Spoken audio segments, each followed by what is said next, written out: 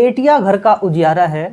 जिस परिवार में बेटी नहीं है वह परिवार अधूरा है। जिस समाज में बेटियां नहीं है वह समाज भी अधूरा है। लेकिन दोस्तों, आज भी हमारे समाज में कुछ ऐसी सोच के व्यक्ति है जिन्होंने बेटी को अभी भी ऐसा दर्जा नहीं दिया है। बेटी के जन्म पर उतनी खुशी नहीं होती जितनी बेटे के जन्म पर खुशी होती है। दोस्तों, सरकार ने इसी सोच को देखते हुए बेटियों के जन्म को बढ़ावा देने के लिए, बेटियों की पढ़ाई लिखाई, स्वास्थ्य इत्यादि को बढ़ावा देने के लिए एक योजना शुरू की है जिसका नाम है कन्या सुमंगला योजना। यह योजना 2019 में शुरू हो चुकी थी और इस योजना के तहत बेटी के जन्म से लेकर बेटी की पढ़ाई लिखाई तक, 12वीं के बाद जो स्नातक होती है उस पढ़ाई तक 15,000 रुपये देने का फैसला लिया था। और दोस्तों, इस वर्ष यह धनराशि बढ़ा दी गई है। अब 25,000 रुपया बेटी को दिया जाएगा। इसमें अगर देखा जाए कब कब कितना पैसा मिलता है, इसमें अलग अलग कैटेगरी होती है। जैसे जब बेटी का जन्म होता है तो बेटी के जन्म के बाद उसको फिलहाल 5,000 रुपया मिलेगा। जब बेटी का 1 साल का टीकाकरण हो जाएगा और वह दूसरे साल में लग जाएगी, फिर बेटी को 2,000 रुपया मिलेगा। फिर तीसरी श्रेणी होती है, जब बेटी कक्षा 1 में आ जाएगी, उसका एडमिशन हो जाएगा, तब उसको 3,000 रुपया मिलेगा। जब बेटी कक्षा 6 में आ जाएगी, फिर उसको 3,000 रुपया मिलेगा। जब बेटी कक्षा 9 में आ जाएगी, फिर उसको 5,000 रुपया मिलेगा। और जब बेटी 10वीं के बाद में या 12वीं के बाद में कोई डिप्लोमा या कोर्स करेगी या 12वीं के बाद में स्नातक करेगी, तब बेटी को 7,000 रुपया मिलेगा। दोस्तों, यह पैसा डायरेक्ट अकाउंट में जाता है। यह डीबीटी आधारित प्रणाली है, इसमें डायरेक्ट पैसा भेजा जाता है। तो अगर पात्रता की बात करें, यानी कौन कौन लोग इसमें आवेदन कर सकते हैं, तो इसमें कुछ शर्तें हैं। जैसे अगर किसी माता पिता को केवल 2 ही बच्चे हैं तो उस परिवार की, उस माता पिता की बच्ची को ही इस योजना का लाभ मिल पाएगा।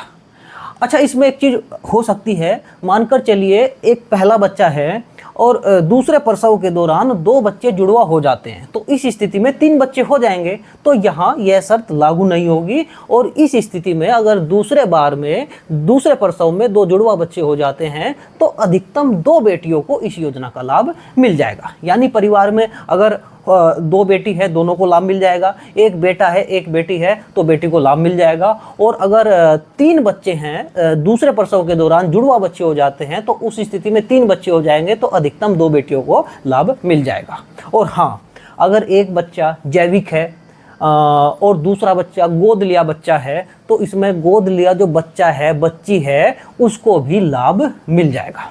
और इसमें एक दूसरी जो शर्त है वह यह है कि परिवार की साल भर की आमदनी 3 लाख रुपया या उससे कम की हो, तभी इसमें लाभ योजना में मिल पाता है।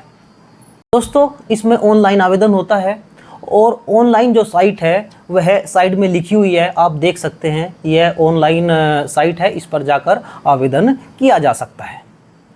आवेदन प्रक्रिया की बात करें तो 6 कैटेगरी में, प्रत्येक कैटेगरी में अलग अलग डॉक्यूमेंट की आवश्यकता होती है। हालांकि बहुत सारे डॉक्यूमेंट कॉमन ही होते हैं, कुछ डॉक्यूमेंट जो होते हैं अलग अलग श्रेणी में अलग अलग तरीके से होते हैं। अगर हम पहली कैटेगरी की बात करें, यानी बच्ची का जब जन्म हुआ तो आवेदन किस प्रकार होगा, आवेदन के लिए क्या क्या आवश्यक डॉक्यूमेंट है, तो दोस्तों इसमें सबसे पहले सबसे महत्वपूर्ण बात मैं आपको बता देना चाहता हूँ।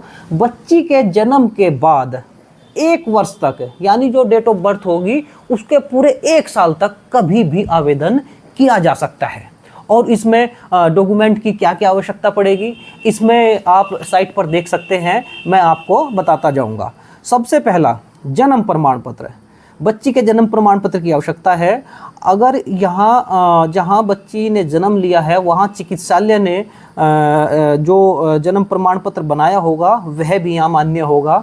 अगर डॉक्टर का जन्म प्रमाण पत्र नहीं है, चिकित्सक का जन्म प्रमाण पत्र नहीं है, तो जो ग्राम पंचायत होती है वहाँ सचिव जन्म प्रमाण पत्र बनाते हैं, वह भी चल जाएगा। नगर पालिका के द्वारा जो जन्म प्रमाण पत्र बनाया जाता है वह भी इसमें मान्य होगा। दूसरा, आधार कार्ड। बच्ची का आधार कार्ड भी इसमें आवश्यक है। तीसरा, माता व पिता दोनों का आधार कार्ड भी इसमें चाहिएगा। अगर बच्ची को माता या पिता नहीं है तो उस स्थिति में बच्ची का जो अभिभावक होगा, जैसे बच्ची का दादा, बाबा या निकटतम कोई संबंधी, उस स्थिति में उस अभिभावक का भी जन्म आधार कार्ड आवश्यक होता है। Number 4, bank account.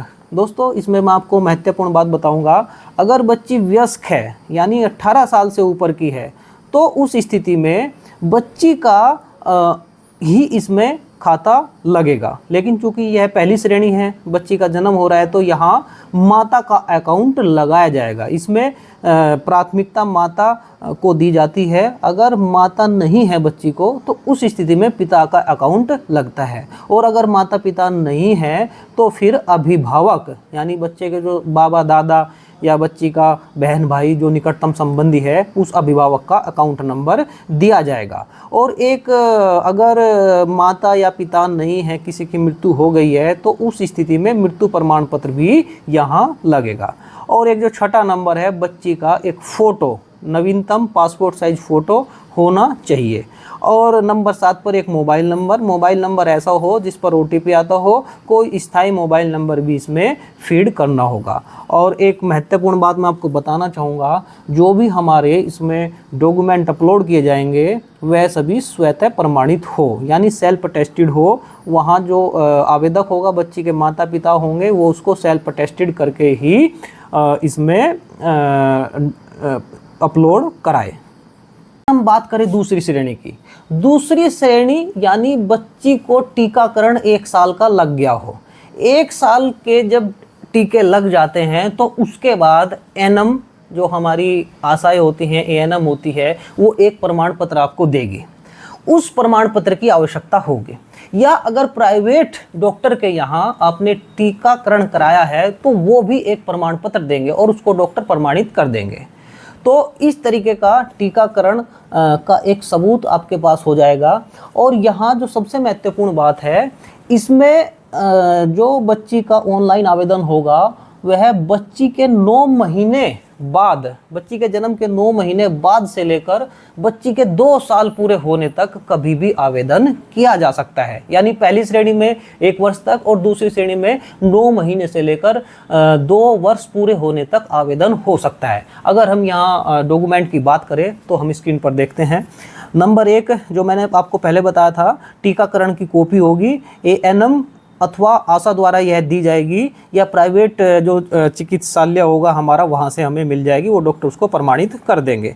दूसरा वही बच्ची का आधार कार्ड, तीसरा बच्ची के माता पिता या अभिभावक का आधार कार्ड, फिर वही खाता बच्ची का लग सकता है अगर वयस्क है। चूँकि यहाँ बच्ची अभी वयस्क नहीं है तो यहाँ माता का खाता लगाया जाएगा, माता के खाते को प्राथमिकता दी जाती है। अगर माता की मृत्यु हो गई है तो फिर पिता का खाता नंबर यहाँ लगाया जाएगा जिसमें पैसे आएंगे। अगर माता पिता नहीं है तो अभिभावक का खाता।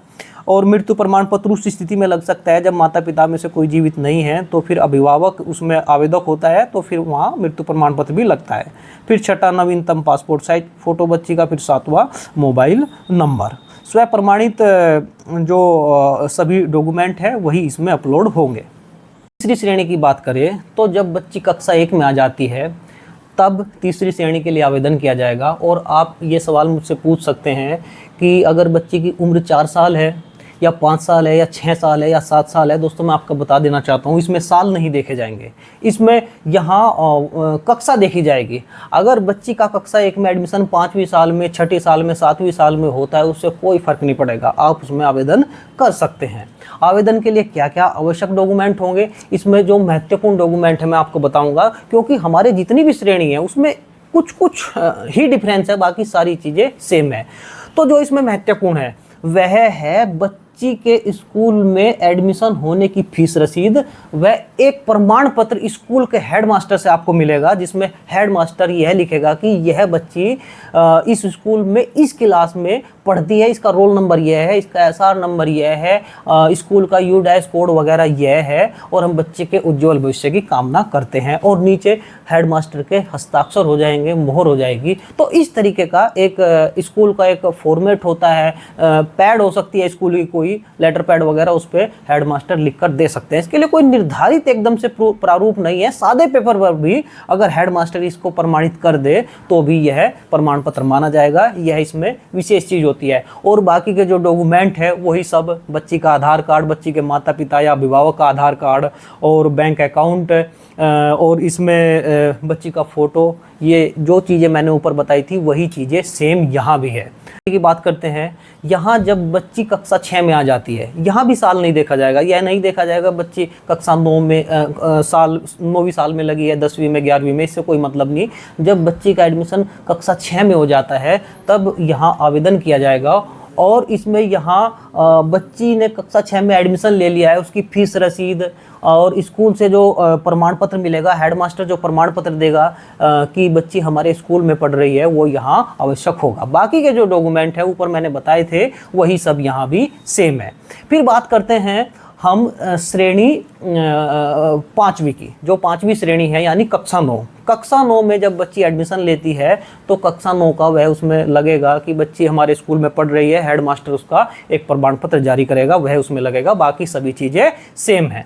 फिर हम बात करते हैं 6ठी श्रेणी की। दोस्तों यहाँ एक विशेष बात मैं आपको बताऊँगा, अगर कक्षा 10वीं के बाद कोई बच्ची 2 साल का डिप्लोमा करती है, जैसे ITI वगैरह का डिप्लोमा 10वीं के बाद भी हो जाता है, कुछ हमारे ऐसे कोर्स होते हैं, कुछ डिप्लोमा होते हैं जो 10वीं के बाद हो जाते हैं, तो बच्ची का यहाँ आवेदन कराया जाएगा 6ठी श्रेणी में। 6ठी श्रेणी में 7,000 रुपया मिलता है, सबसे ज़्यादा पैसा मिलता है। तो यहाँ ज़रूरी क्या होगा, इसमें आवश्यक डॉक्यूमेंट, एक तो यहाँ 10वीं की मार्कशीट लगेगी, और जो डिप्लोमा जहाँ से कर रही है बच्ची, जहाँ से कोई कोर्स कर रही है 2 वर्ष का 3 वर्ष का, वहाँ का हेडमास्टर, वहाँ का जो प्रिंसिपल है, लिख कर देगा कि यह बच्ची हमारे स्कूल में ऐसे ऐसे यह कोर्स के लिए इसने एडमिशन लिया है। वहाँ की एडमिशन फीस, वो प्रमाण पत्र, 2 चीज़ मिल जाएगी, वो उसमें अपलोड होगी आवेदन करते समय। बाकी वही सब चीज़ें सेम होती है। अच्छा, अगर बच्ची कक्षा 12 के बाद में कोई कोर्स या डिप्लोमा करती है तो भी वह 6ठी श्रेणी में आवेदन कर सकती है। और अगर 12वीं के बाद कोई बच्ची स्नातक में एडमिशन उसने लिया हो, BA BSc वगैरह जहीं में भी, तो भी बच्ची इसमें आवेदन कर सकती है। और यहाँ अगर 12वीं के बाद किसी कोर्स या डिप्लोमा में या स्नातक में एडमिशन बच्ची लेती है तो 12वीं की मार्कशीट की आवश्यकता नहीं है। लेकिन 10वीं के बाद अगर बच्ची किसी कोर्स में, किसी डिप्लोमा में एडमिशन ले रही है तो 10वीं की मार्कशीट की आवश्यकता है। और यहाँ एक महत्वपूर्ण बात और बताऊँगा, क्योंकि जब स्नातक में बच्ची आती है, अगर उसकी उम्र 18 साल से ज़्यादा है तो बच्ची बालिग हो जाती है, वह खुद का भी इसमें अपना जो बैंक खाता होता है वह लगा सकती है। एक महत्वपूर्ण मैं आपको बात बताऊंगा, आवेदन करते समय इसमें एक पूछा जाएगा कि आवेदक कौन है। आवेदक इसमें कौन बन सकता है? अगर बच्ची छोटी है, बच्ची वयस्क नहीं है, तो बच्ची के माता पिता इसमें से कोई भी अभिभावक हो सकता है। माता अथवा पिता कोई भी इसमें एप्लीकेंट यानी आवेदक हो सकता है। और अगर माता पिता बच्ची को नहीं है तो बच्ची के परिवार में कोई जो निकटतम संबंधी है, जो उसका अभिभावक है, वह भी इसमें अभिभावक एप्लीकेंट हो सकता है। अब दोस्तों आपका आवेदन हो गया। आवेदन की बात की क्या प्रक्रिया है? देखिए, आवेदन के बाद जो हार्ड कॉपी होती है, प्रिंट आउट होता है। अक्सर हम हार्ड कॉपी किसी विभाग में, ब्लॉक में या तहसील में जमा कराते हैं, लेकिन इसमें आपको कहीं भी कोई हार्ड कॉपी जमा कराने की आवश्यकता नहीं है। आपने जो मोबाइल नंबर फीड किया है उस मोबाइल नंबर पर आपको एक SMS आ जाएगा और आपको एक रसीद मिल जाएगी। उसमें आप आने वाले समय में कैसे कैसे कितना कितना लाभ लेंगे इस योजना के माध्यम से, उस स्लिप पर सब कुछ लिखा होता है। और एक महत्वपूर्ण बात, जब आप आवेदन करेंगे तो आवेदन के समय सबसे पहले पूछेगा वो कि आवेदक कौन है। इसमें आवेदक कौन बनेगा फॉर्म भरते समय? देखिए, अगर बच्ची वयस्क है, यानी जब 6ठी श्रेणी होती है उसमें बच्ची वयस्क हो जाती है, तो वहाँ वह खुद ही इसमें आवेदक हो सकती है, यानी एप्लीकेंट बच्ची हो सकती है। बाकी जो अन्य श्रेणी है उनमें माता पिता में से कोई भी अभिभावक हो सकता है। अगर माता पिता बच्ची को नहीं है तो बच्ची का अभिभावक, जैसे उसका बाबा दादा या कोई निकटतम संबंधी अभिभावक हो सकता है। एक इसमें महत्वपूर्ण बात यह है, कुछ लोग पूछते रहते हैं कि आय प्रमाण पत्र इसमें लगेगा या नहीं लगेगा। दोस्तों, आय सीमा इसके अंतर्गत है। 3 लाख से ज़्यादा आय सीमा नहीं होनी चाहिए 1 वर्ष में, वही इसमें योजना का लाभ ले सकता है। लेकिन आय प्रमाण पत्र अपलोड करने की आवश्यकता नहीं है। वह ऑनलाइन ही पूछेगा आपसे कि आपकी आय कितनी है, उसमें भरना होगा, यानी ऑनलाइन ही सत्यापित हो जाता है, वो ऑनलाइन ही उसमें लिखना होगा। वैसे उसमें आय प्रमाण पत्र अपलोड करने की आवश्यकता नहीं है। एक शपथ पत्र की भी इसमें कोई आवश्यकता नहीं है, वह शपथ पत्र ऑनलाइन ही भरी जाती है, वही मान्य होती है। पहले शपथ पत्र की आवश्यकता होती थी, लेकिन अब शपथ पत्र की आवश्यकता नहीं है। इसमें एक चीज़ और मैं आपको महत्वपूर्ण बताऊंगा।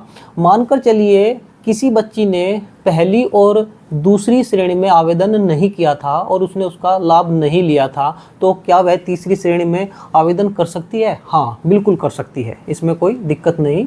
वह कभी भी किसी भी श्रेणी में आवेदन कर सकती है। अगर वह तीसरी श्रेणी के लिए पात्र है, तीसरी में कर देगी, चौथी के लिए है, चौथी में कर देगी, भले ही उसने पहले इस योजना का लाभ लिया है अथवा नहीं लिया है। अच्छा, एक दूसरी बात, इसमें हर बार अलग अलग श्रेणी के लिए आवेदन बच्ची के माता पिता को करना होगा।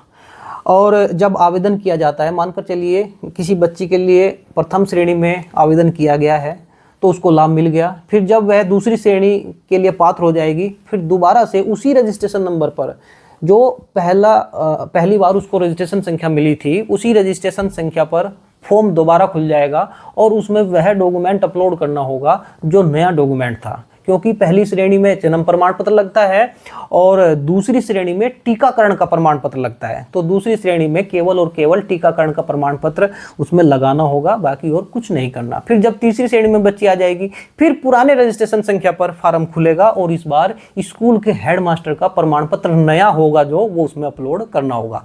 इसी तरीके से जब जब हमारी कैटेगरी बढ़ती जाएगी तो वही प्रमाण पत्र सिर्फ और सिर्फ अपलोड करना होगा जो नया प्रमाण पत्र होगा, यानी जो नया है, जो कॉमन प्रमाण पत्र, कॉमन डॉक्यूमेंट हमने अपलोड किए हैं, वो डॉक्यूमेंट अपलोड करने की आवश्यकता नहीं। जो डॉक्यूमेंट नया है सिर्फ वही हमें अपलोड करना होगा। इस प्रकार मैंने सभी कैटेगरी के विषय में आपको बताया। अगर आप अन्य कोई जानकारी मुझसे प्राप्त करना चाहते हैं तो मेरा स्क्रीन पर नंबर है, इस नंबर पर मुझसे बात कर सकते हैं। विस्तार से मैं इसकी जानकारी दूंगा और नीचे डिस्क्रिप्शन बॉक्स में इसके बारे में जो शासनादेश है अभी तक जितने भी, वो मैंने नीचे दिए हैं, वहाँ जाकर आप इसको डिटेल से देख सकते हैं।